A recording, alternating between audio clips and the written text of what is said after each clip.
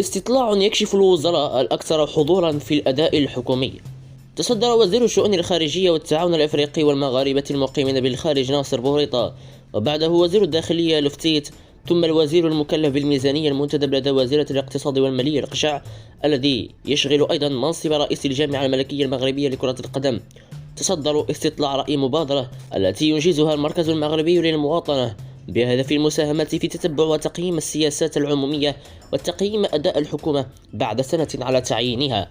وحصل بوريطة على أعلى نسبة من تصويت المشاركين في هذا الاستطلاع بنسبة بلغت 64%، متقدما على باقي الوزراء بحصده حوالي 90% من نسبة التصويت، فيما حل وزير الداخلية الفتيت ثانيا بنسبة 7.2%، تلاه الوزير المكلف بالميزانية فوزي القجع بحصوله على نسبة 7%.